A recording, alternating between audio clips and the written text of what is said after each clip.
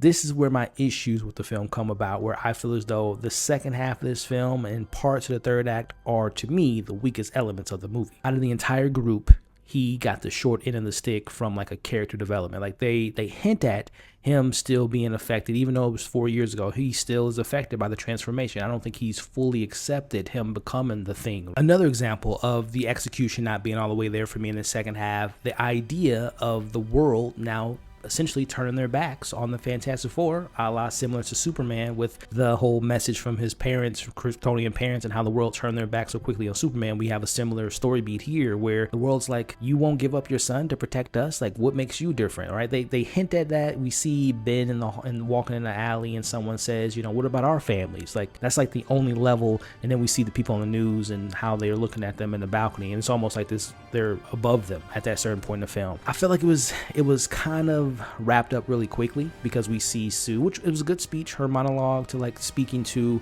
I won't sacrifice my son for the earth, but I won't sacrifice the earth for my son. Like all that stuff like emotionally worked, but I just felt like we could have explored more of the hatred towards the Fantastic Four, more of the resentment of like, what makes your son more important than our world, and what makes your son more important than my son and my daughter and my husband, my wife, my brother, my sister, my mom, my dad. So I wish there could have been more time to spend on that level of how these beloved figures, these godlike figures, these saviors of the world are now hated. Like, I just wish that we could have spent a little bit more time exploring that idea. There's a moment where Reed had thought about the idea, because he thinks about all the options, the good, the bad, the ugly, and one of the ideas was maybe we should give Galactus our son. And we see Reed and Sue have a disagreement about that, and there's a pushback and there's friction in the relationship.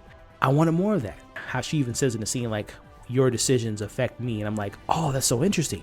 Can we get more of that drama? I wish there was more to explore within this marriage that seems to be perfect, but that's one of the dynamics from the comics, is like, yeah, they are a beautiful husband and wife, but you know, Namor gets into the mix, and there's friction with Dr. Doom romantically and all that different stuff. I wish there was a little bit more of that friction and that kind of off balance of their relationship, which was demonstrated in this moment, but I wish there was more moments to explore that.